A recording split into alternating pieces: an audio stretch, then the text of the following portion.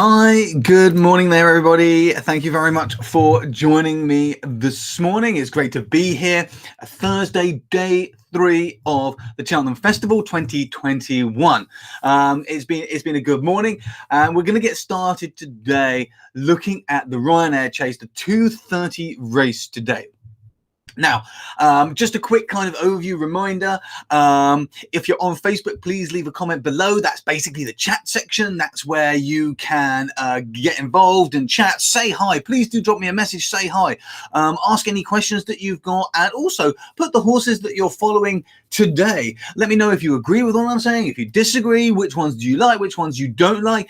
If you want to share any of the horses that you are following in other races today with everybody else that's here, please also do that. Put those in as well. If you're on YouTube, you can do the same thing, but it's in kind of a column just over here somewhere on that side of the page. It's like a chat box on YouTube, and it's over there. So please also do that.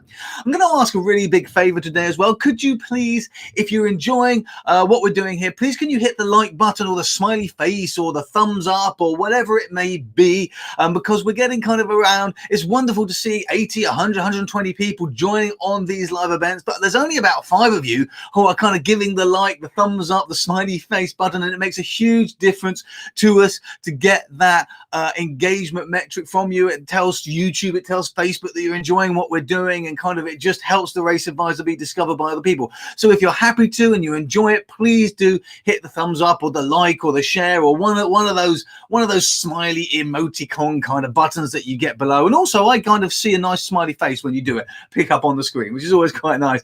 Morning, Angus, great to have you here. Ronan, thank you for joining. Stephen, great morning from Essex. Stephen, morning. John, Paul, Alex, Philippe, good morning. Another one like the kettle on, and honeysuckle we're going to try. Cyril, Will, Kevin, Ryan, thank you very much indeed. Ryan's already got his selection for the 2:30, which is awesome. Let's see if we agree, or if I agree. You may already agree. Looks like some of you have already got those selections that you like, that you follow. Please do drop those into the chat box now. Put those in. Morning, Ben. Batman, great to see you here. Thank you so much for joining. So today we are going to be looking at the 2:30 Ryanair Chase. Yesterday, unfortunately, the horse I was following got withdrawn, was a non-runner, so all bets were returned. So that was a shame, but we didn't make a loss. So the flip side is, that's okay. Much rather the horse was pulled out prior to the race rather than it running a really bad race for whatever the reason may be. Actually that's kind of a win. It gets pulled out, we get that stake back. But today, let's see who we can find. I'm pretty sure this is going to be super competitive. As always, I've not yet looked at this race, so we're going to jump in. We're going to take a look at this race. Remember, you can make this video full screen. Make sure you do it full screen so you can see all the detail on the page. Also, make sure that in the settings on the video, and that's usually somewhere kind of on the bottom right down this part here, there'll be a settings button, and on there will be the quality of the video that you're watching. Please make sure that you are streaming this in 1080 HD, because that will mean that the text, the ratings, the numbers, they're not fuzzy in any way. They're going to be crystal clear. Obviously, if your internet doesn't allow you quite that much speed, then maybe drop it down to the 720 HD. But if you can stream it in the 1080, do make sure that YouTube or Facebook, wherever you're joining me from this morning, has it set automatically for you at the highest quality, because sometimes they don't have the highest quality set.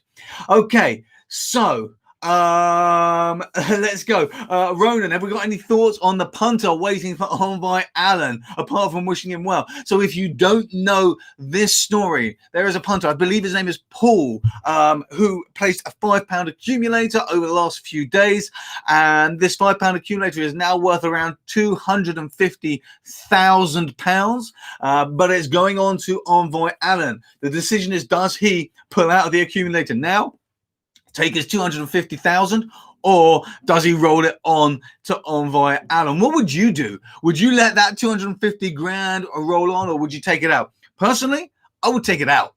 I would definitely take it out. Bets like that don't come in very often, and I would not risk £250,000 on Envoy Allen. That would be my personal preference. I would take it out, and if I wanted Envoy Allen, I might put 10 grand of it or 20 grand of it on Envoy Allen and walk away with the rest. That's how I would do it. How would you do it? Drop it in the comments, drop it in the chat. Let me know how you would do that. Cash out, cash out, cash out. Yeah, absolutely. I mean, with you there all of the way. With you there all of the way. And you're right, Philippe. Actually, we could have done it. It's just we never do it. And I have to be honest, I don't generally recommend bets like that because actually in terms of long-term profitable betting, they're not a good way to do it. They're very high risk. They're not a good way. But as a fun bet for a fiver, hey, why not? You know, why not? Bet man, cash out now. Absolutely. I agree with all of you. Okay, let's jump into the race today. Okay, so the race today is the 2:30 at Cheltenham Ryanair Chase. As I'm sure you're aware of, the software I'm using is Race Advisor Pro. That's the Race Advisor's main product and service, and within the software we teach long-term profitable betting. That's what I'm using. General access to it is closed. You can only join it by coming to our free Horse Racing Success Workshop webinar that we hold once a month. There is going to be one in the last week of March. Make sure you're on the Race Advisor's newsletter at raceadvisor.co.uk. Make sure you're on that newsletter, and a couple of days before the workshop, I'll send you an email to let you know you can register. You need to register if you're interested in joining Race Advisor Pro, because throughout the workshop I go through how we teach, how we train, and what's included in the software, and so you know whether we're going to be a good fit for you to make you long-term profitable or not, because we work with people long-term and our goal is to make you profitable. So make sure you're on the newsletter over at raceadvisor.co.uk to get notice of when that next workshop is. Okay, so this is the software I'm using, and I'm going to start as always with the standard race card that just comes as default within the software. So this race, first of all, we're going to go through some things here, just the standard information. So we've got a Chase Turf race, Class 1, obviously, good to soft ground. Now, I know Scott is pretty on top of his ground over at Cheltenham. Scott, can you let us know if the ground's changed recently? We do get the live official updates into the software. It will automatically change the going that you see here. Will automatically change when those official updates come through. But I know Scott is really on top of his ground over at Cheltenham this week. So if you know of any ground changes, please do let us know before they've come in. Distance 2 mile 4 furlongs, so quite a long race, 12 runners, and about £150,000 prize money. Now, take a quick notice here. VDW place, 100%. VDW score has historically performed very, very well in this race. We're going to use this for the place market. Not so good on the win market, but not too bad at 74%. So we're gonna start in a similar way, but then I'm going to veer off a little bit here. I'm going to veer off a little bit here. Okay, so what we're going to do, we're going to start, first of all, with the Betfair odds. Now, you'll see here, I always do this in these competitive races. It's a quick way to strip back the fields. So, Fanion de Struvel, odds of 50 is coming out. Kalashnikov, 38 is coming out. Chris's Dream, 34 is coming out, although that's kind of getting a little bit close to my 29-1 top limit that I personally like. I'm going to take it out to leave us with just 8 horses. Okay. So we got that. Also, we've already got some non-runners that are automatically removed. Pardon me. You can see those here. Dashel, Drasher, Real Steel, St. Calvados, already non-runners, automatically removed by the software. You can see those in dark grey. So now we've got a field of 8. We're getting somewhere a little bit more. I'm going to click on the VDW odds. I've got this VDW score on the right-hand side. If you don't know what VDW is, it stands for Van der Waal. There's a whole load of stuff over on the blog. Go and check it out. If you're not sure what Van der Waal is, go check that out. That's how it's calculated. We have updated his original calculations, somewhat optimized and made them a bit more effective, and added in this VDW score, as well as the percentages that you see on the top left of this race car, 100%, 74%. We've added this in because these race scores tell us how predictive the VDW score that you see on the far right column here has been historically in similar conditions, similar races. Now, the VDW score in this situation has been very strong for the place market. What that means is that actually in similar races, one of these 4 best VDW scoring horses has placed every single time. Now, VDW works from the lowest score is the best. So actually, Min is significantly better than the next best. And remember, I'm always talking about breaks, always looking for breaks, because we can see the differences between horses with these breaks. VDW score is showing Min at 4. Next best horse is Melon at 14. So there's a big break there. And then we got 14, 15, 17. So it's kind of slows down a bit until we get down here to Tornado Flower that has a score of 26. But these 4 horses I've highlighted, these are strong VDW scores to place, and we know that the VDW score has historically performed very well in that place market. That's why they're marked. Now I'm going to come out of this. Next, I'm going to have a look at the PR odds. Okay, PR odds. I'm going to sort by probability. So interestingly, the top 3 contenders, you can see these with the green X's down here. The top 3 contenders in this race are all within those top 4 VDW score. Extra confirmation, that's what we're looking for. Extra confirmation, that is really, really good. The best in terms of probability, this is just raw probability that we've given, is Alaho, followed by Min, followed by Melon. And actually Soundcrow is kind of right down here, so not so strong for Soundcrow. Now, if we take the raw scores off and look at the PR odds column, which is this one in the middle between weight and VDW, you'll see PR odds. This takes our raw odds line that we just saw, merges it with the live Betfair market to give us a tissue price. Now, we can see here that actually, again, we are basically putting Alaho, in fact, as the favorite over Min, but with very little difference between them. And then Melon and then Soundcrow, we are actually saying should be way, way higher odds than it is. So that's, again, the second negative for Soundcrow. But in terms of the market, we are actually, they've just changed, actually. So we're in a very similar position to the market here. Alaho, Min, Melon. Okay, so out of those 3 runners, we notice that actually Alaho is the 5278 is in the top 4, and Min is also in the top 4. Imperial Aura coming down here is kind of sitting in that top 4. I'm just making a note of that in my head, just a mental note that Imperial Aura is in there, and also that Soundcrow is in there as well. So just making that mental note. Hi to everybody who's just joined in. Hi, thank you for joining. Please make sure you drop a comment if you're on Facebook, a message if you're on YouTube, just saying hi, introducing yourself, saying well, letting us know who you like in this race. Thank you so much for joining this morning. And then once you've done that, hit the thumbs up, the like button, the smiley face, something else that just tells YouTube or Facebook or wherever you're joining from that you're enjoying what we're doing here on the Race Advisor this morning.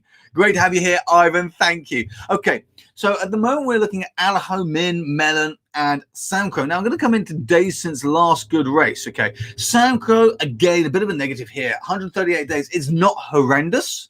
It's not horrendous. What's that? Kind of about 4 months, 5 months roughly. So it's not horrendous, but it's not great either comparatively. It would have been nice if it was something a little bit more recent. Min, kind of about 3 and a bit months ago. That's a bit better, and then not much in the rest. But that's definitely, for me, a little bit of a negative again against Soundcrow. And we can see we've had a pull up and a 3rd position here. But, okay. So now I'm going to come in. I'm actually going to skip these 2 for this particular race. I'm going to come straight over here to PFP. But before I do that, I'm going to change the race card. I'm going to come back to my overview race card, and this is going to become clear why, because I want to show you a slightly different technique this morning. Okay, so come over to this race column. We can see we've got PFP here. It's kind of in this column here.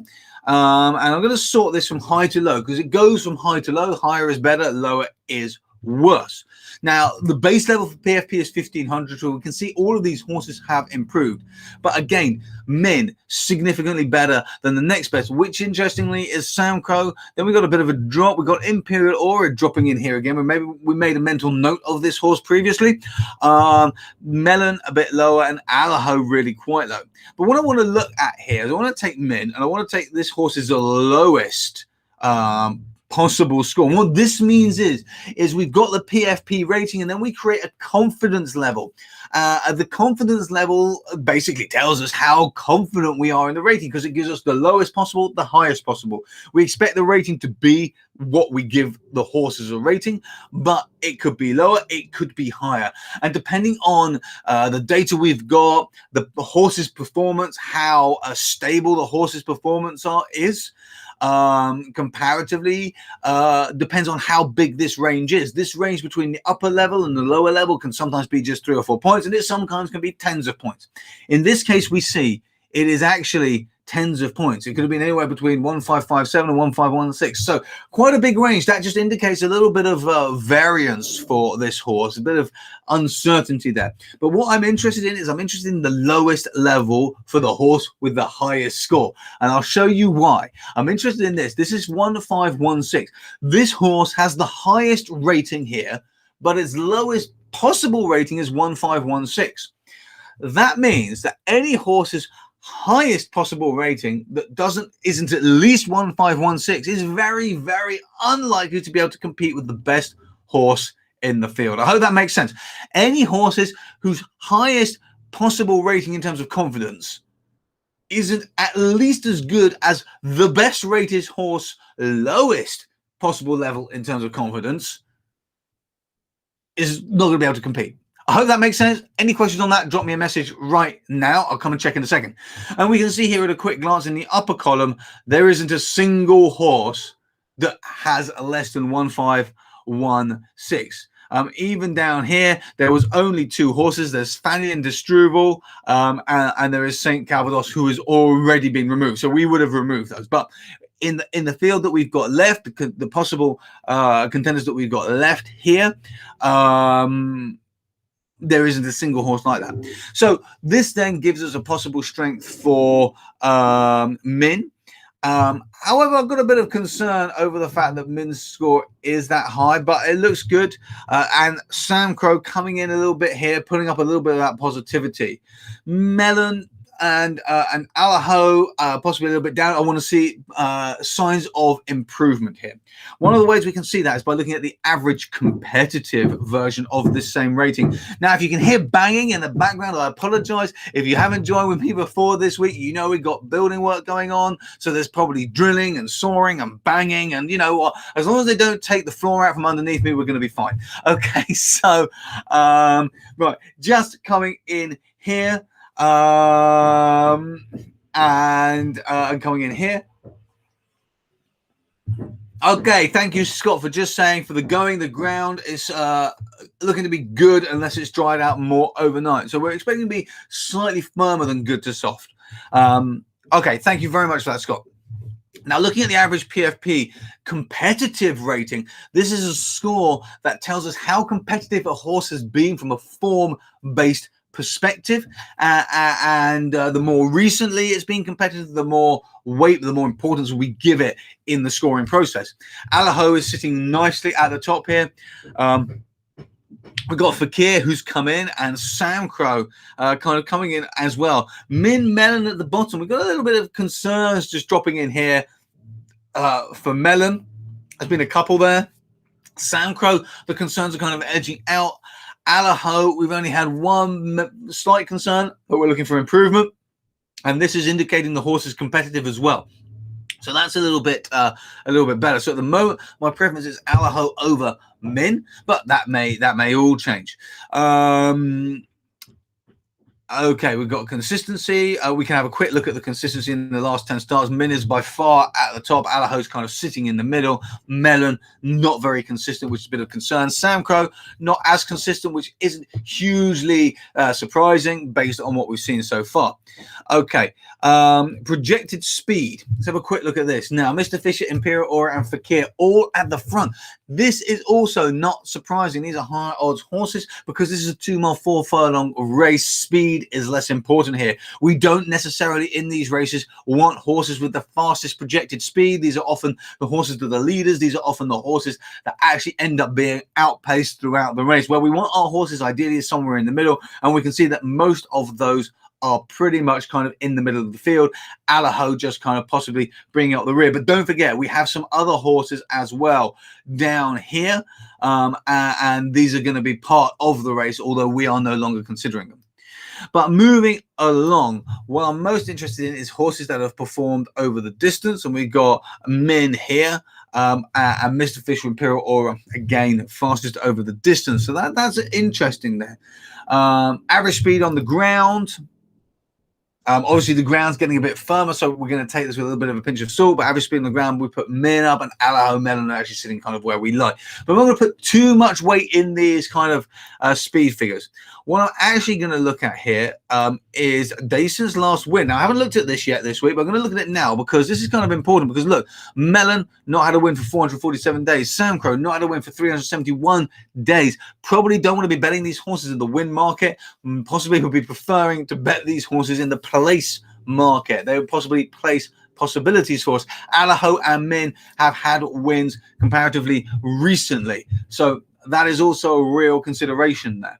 Now, you know, I like my PFP points. This shows us how a horse has kind of move forwards. And again, notice Melon, negative, negative, negative, and 1 positive. That's not really particularly good. That's not very positive. I'm actually going to remove Melon. There's not a huge amount standing out. We had a few concerns. I'm going to take that out of my contender pot. Sam Crow, 1 negative and then improving. So that's okay. But we notice Min, really strong improvement. Allaho, not so good, kind of bouncing around a bit, a little bit of concern there as well. But Min looking very, very strong from the improvement perspective. Okay, so now this is where we're sitting at this point, the summary. The summary we have is Min is looking like there is some good improvement, but there is a few elements of concern, but it's still putting it near the top of the field. The biggest concern is its competitive level. But that is recently, and we can see recently it was pulled up in the last race, and that would have counted to a contribution to that score. So we got a little bit of allowance here. Allaho, however, a few concerns. The PFP rating, which is a collateral form rating, particularly significantly lower than other horses, but has been much more competitive recently. However, we're not seeing the kind of step-by-step improvements over the last 4 races we would ideally like. We can see that in the last 6 form figures, 6-4-1. So that's there. Also, this horse is a distance winner, but Min is a course distance winner at Cheltenham in the same race. So has won at Cheltenham in 2 mile 4 furlong. Sam Crow is still sitting in there as a possible place possibility. Okay, that's the summary so far. We're going to jump into the speed graphs now. Go through that as well. Thank you for all the comments. I can see them coming in. Philippe, you've lost me with the PFP. I will come back to that. That's no problem. In fact, Philippe, I'm doing a Race Advisor Pro members Q&A drop-in session in our private group at 12:30 today. Come over there, Philippe. Let me know. And let me know when you're there, and I can go through that again in more detail for you. Don't forget, if you have joined, thank you so much for joining. I can see there are more people here than when I last looked, so thank you very much for joining. Let me know who you are choosing in today's race. Please do drop that in. Let me know. Okay, jumping over to the speed graphs here. So we're starting to build up a picture of this race now. We're starting to build up a picture of this race. Let's make this full screen so we can see. Let's zoom right in here. So instantly, overall, looking in the brackets next to each horse, we can see Min is looking pretty good. Mr. Fisher is looking pretty good. And actually, Fakir is looking pretty good. But all races are not made equal. So let's do Chase Turf, good to soft, and good, and see how many races we get. Okay, that's why I haven't put distance in, because I don't want to strip back too much. Now, look at the numbers in the brackets. Min, way ahead. That's a positive there. That's a positive. Have we got any of the others? St. Calvados is already gone. Real Steel's already gone. I believe Fanny de Struvel's already gone. Dashel Drash is already gone. So this is interesting, you see, because now we're starting to see, we're starting to kind of see some of these horses. And what we're seeing here is that actually Min's race over here was good. This was back in February. Imperial Aura, we get this nice improvement. But recently, only Kalashnikov has performed. So the filter is now being too restrictive. And I would imagine that's because it's Chase Turf. If I take Chase Turf off, we're going to bring some more horses in. But notice now in the brackets, this is a dynamic speed figure, predicted speed figure based on the filter set.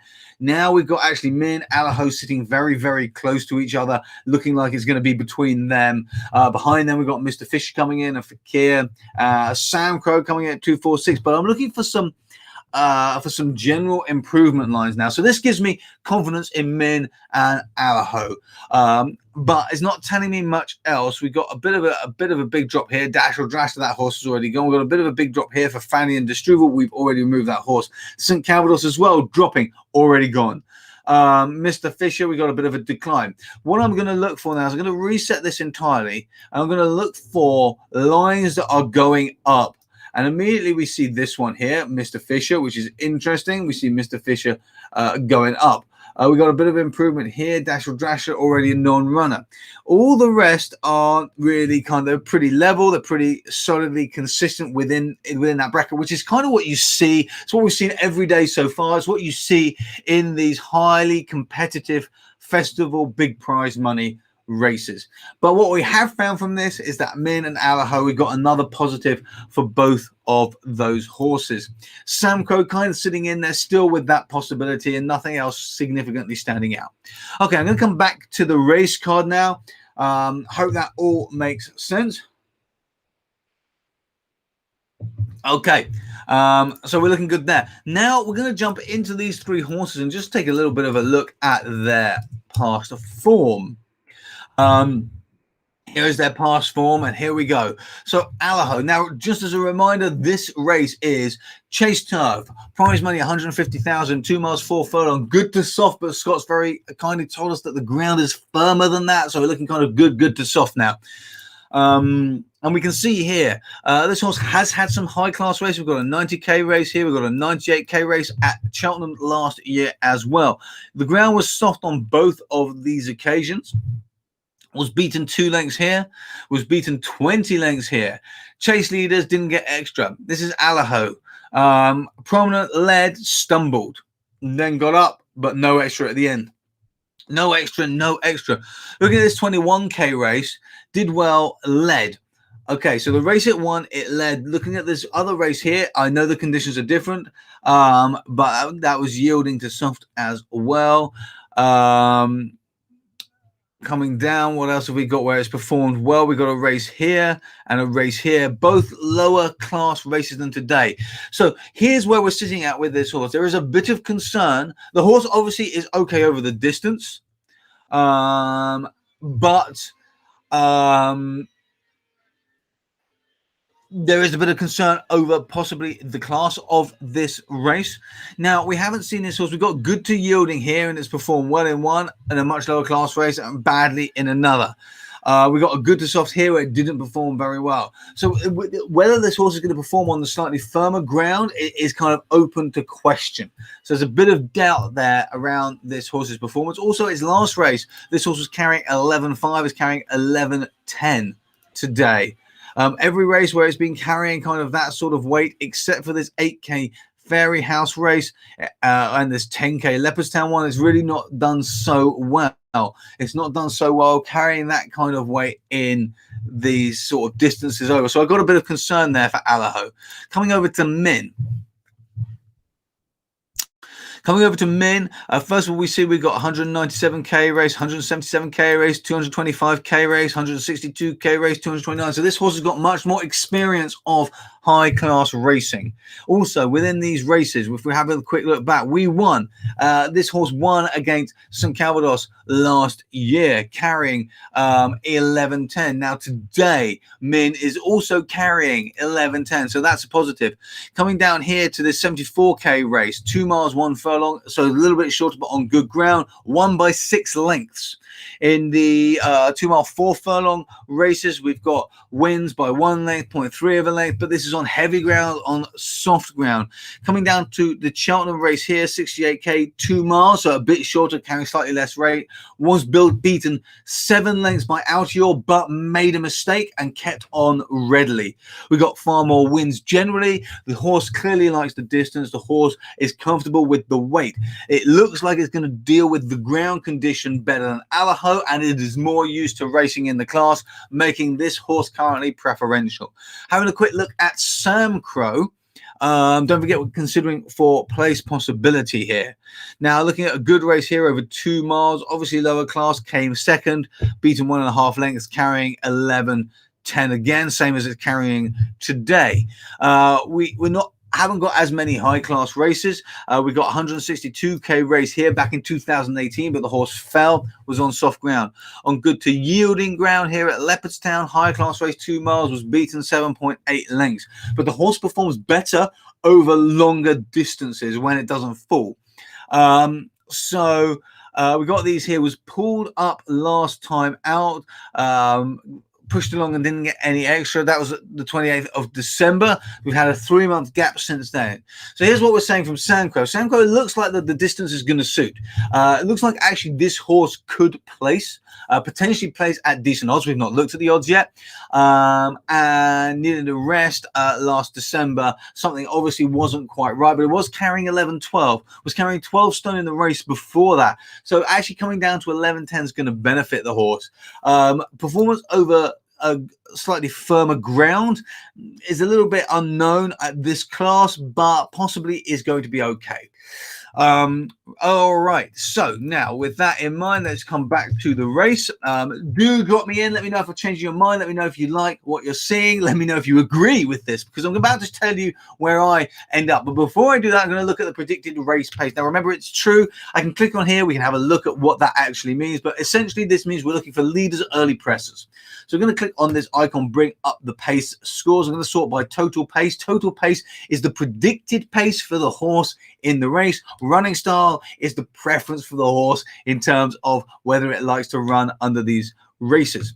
So looking at the predicted pace for the race here, Min is looking like it's going to be the leader with Alaho, and then we've probably got Imperial Aura and Mr. Fisher and all of these other horses kind of sitting there behind it mid-pack. So it's looking like Min and Alaho are actually potentially going to take this race out and go with it. Now, if they do, I think that potentially could be a bit of an issue for Alaho.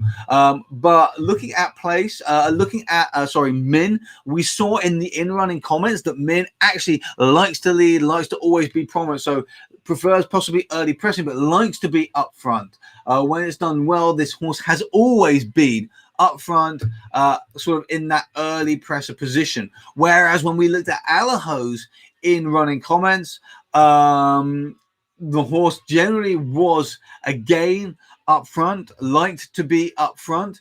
However, there were also some possible issues there over the horse kind of not having the class to keep up. So it's possible that Min may outrun this horse quite simply. Alaho will be trying to keep up and actually not able to make it all the way. Okay, so that's where we're sitting with pace. Again, it seems to suit Min.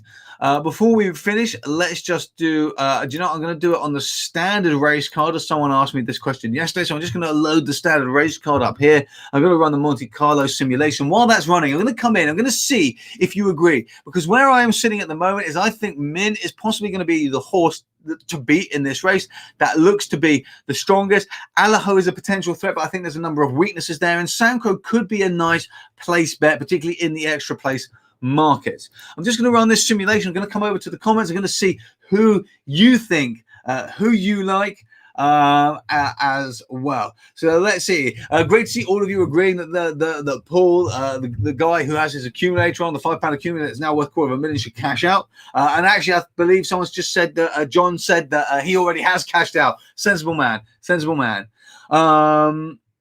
Okay, here we go. Moving on. Okay, so Philippe is saying, no, sorry, I've missed that one. Ivan, congratulations on your bet on Tiger Roll yesterday and getting your accounts closed. I'm assuming that's with the bookmakers, not with Betfair.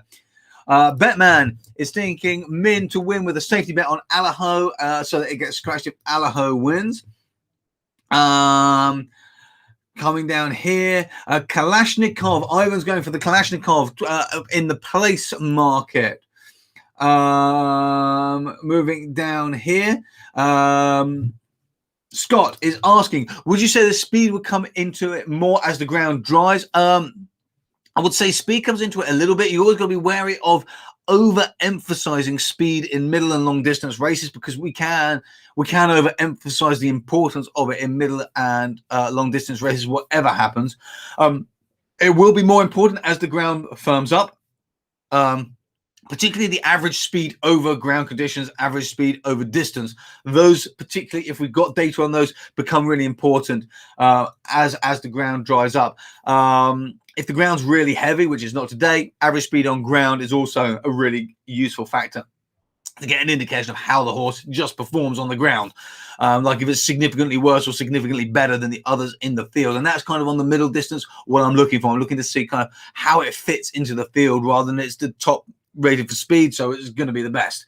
I hope that makes sense. Let me know if there's any questions on that, Scott. Coming down, you've got... Graham is saying Min's a 10-year-old and Aloe is a 7-year-old, and he thinks the youth is going to come up better here. Coming down through the chat. Okay. Mr. Fisher for Humphrey. And Fakir Udair as well. Okay, so let's come in here. Let's see how I'm going to focus. Let's see the results of this simulation. Please don't forget, if you've joined recently, please do hit the like button, the smiley face button, whichever one you prefer. It just lets Facebook, it lets YouTube, whichever platform you're on, it lets them know that you enjoy watching these live streams on the Race Advisor. It tells them you enjoy what we're doing, and they then go out and share it with more people on our behalf. So please, it makes a big difference. Hit that like button, hit that smiley face button. Let me know. There are over 100 people currently live with us, and only 16 of you so far have hit the like button or the smiley face. So please do hit that button. I would be very, very grateful. Okay, coming back into that Monte Carlo simulation, we are going to sort by horse. Now, interestingly, Aho is given the slight edge here, just a little bit from Min. But they are pretty close. And we got a breakdown to Fakir Dudair, who I believe Humphrey has just said he likes the look of. A bit of a gap down to Melon, and Samcro kind of sitting down here in the bottom. This isn't putting me off Samcro, but I possibly want a bit more odds. I still prefer Min over Allaho, I think. So now we're going to jump over to the live market. Let's see what odds we've got. Let's see that. Thank you so much for those of you who are hitting that like, that smiley face button. I can see it's just nearly doubled. It really makes a difference. Thank you so much. Believe it or not, those thumbs up and those smiley faces are what Facebook, YouTube, all the social media platforms use to tell them whether you guys like what we're doing, what the Race Advisor is doing, what I'm doing, Michael are doing. It makes a real big impact on whether they share our content with other people or not. So thank you for that. Anyone else who wants to hit that button, please do. Okay, I'm going to jump over to Betfair. Let's see what we're going here. And while that's kind of coming up there, I'm going to have a look down here. Scott's going Mr. Freeze in this. That's not in this race, I don't believe, Scott. Okay, Mr. Fisher. Sorry, Mr. Fisher. Right, I'm with you there. In this race. Ben, I think you're saying that you like Mullins as well. Okay, so here we go. We're over on Betfair. Let's take a look at the market and see what we've got here. Okay, so currently Allaho is still the favourite. We've got Min coming in 5.7. Fakir coming behind. Samco actually 8.6, so not so far behind there. Then Melon, and then the rest of the field. Kalashnikov, Chris Dream, and Fanian Destruel still kind of pretty high. Actually, I quite like Min 5.7. I wouldn't be surprised if this horse kind of shortened throughout the day. Looking at the place market, 3 to be placed, Min's currently sitting at 2.28. Again, it's really interesting this because, and this can sometimes also, is a quick tip, this can sometimes be an indication of how the market's going to move, because at the moment in the win market, Alaho is shorter than Min, but in the place market, Min is shorter than Alaho, and that can be an indication that actually Min is going to drop and Alaho is going to drift a bit in the win market. So it's good to see that. You can see that, and if you're a trader, that's a little thing that you can kind of spot out if you're looking for swing trades. Okay, so I actually think 2.26 for Min is pretty good here. I'll be quite happy with that. Looking in the each way market, just in case we can get something better, Min's currently sitting at 6 in the each way market, a fifth of the odds, which means that it's paying out odds of 2 for the place. So the place is actually much better using the place market than here, but the win is also significantly better here. I mean, you could just place an each way bet here at 6.2, and then try and lay off shorter over here later to get the win odds. But yeah, I'm not. It is quite a difference, that place. Potentially, you could also take the place, the win in the sportsbook if they'll give it to you.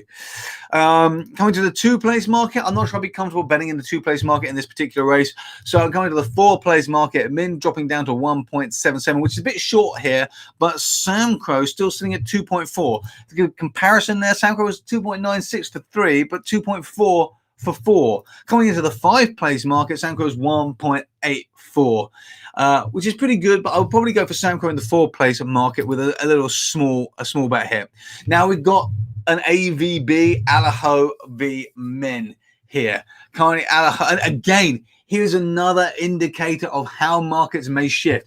Currently Alaho is higher than Min. Now there's not very much money match, but still, someone is trying to bet on Min much lower here, trying to lay Min off at a lower price. So I still think that we're going to see Min shorting in the win market as the day goes on. Imperial, Aura, and Fakir here. So I'm actually not going to take the AVB market in this case. I'm not really interested. I'm also not going to take the reverse forecast. So for me, I think I'm going to go with Min. I'm going to go on an 80-20 bet because there are definitely other threats here. I'm going to do that in the standard place market. So 80-20 means we place 80% of our stake in the place market, 20% in the win market. How are we going to do this? If we're doing this for, say, kind of a smaller stake of £25, this would be £20 in the place market on Min. You can see if we place that bet, you're going to get £24 back if this horse comes in the top 3. In the win market, you then place the other 20%. So to a £25 bet, that would be £5. That goes in there. You can see here, and the way this works is that if the horse wins, we make £23 in the win market. If it loses, we lose £5. But as long as it places, we're going to recoup our £5 and still make a profit of £19. So as long as the horse places, we're going to make a profit of £19 to a £25 stake. That is a 76% return on investment. And obviously, if the horse wins, we're going to be walking away with around about £50 profit. So, you know, that's a pretty good. That's like a 200% return. So that's how that works. I'm also going to put just a small fun bet in here. And how do I stake for fun bets? Usually, it's going to be around 20% of the standard stake. So if we're doing a £25 stake and I want a fun bet, I'll be placing something about like say a £5 here, something like that. So just a small fun bet here on Sam Crow as well. So that's kind of how I'm going in this race. I'm going to jump over to the chat. I'm going to see how you're going. Don't forget to let me know right now how you're betting in this race. And if you want to share your selections with anyone else for any other races, please drop that in right now. Okay, here we go. Coming back here to the chat, there's been quite a lot of going in here. Kalashnikov will be a nice surprise from Ivan. He's saying the price, he thinks the price is going to drop throughout the day. Paul is disagreeing. Paul is disagreeing with Ivan on that. He looked at the Haas but decided to rule it out. Okay, coming down here. Who we got? Humphrey, Mr. Fisher, and Karki each way. Minimum 3 places, Alpha saying. Go for minimum 3 places, absolutely. And that's Ivan saying that Kalashnikov's already dropping down. Okay, so that's how we're going for it today.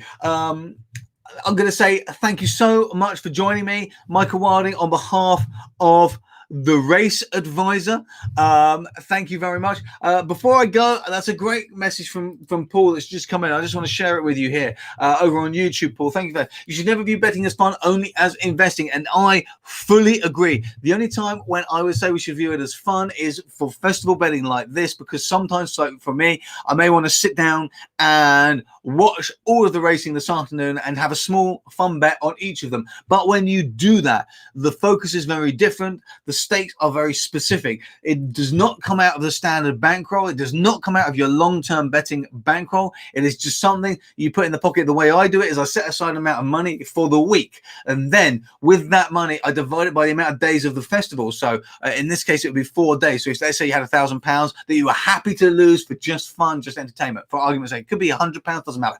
I divide it by 4, so that would give me £250 a day, and then each day I divide that £250 by the number of races, and that gives me the maximum I'm going to stake across the entire race.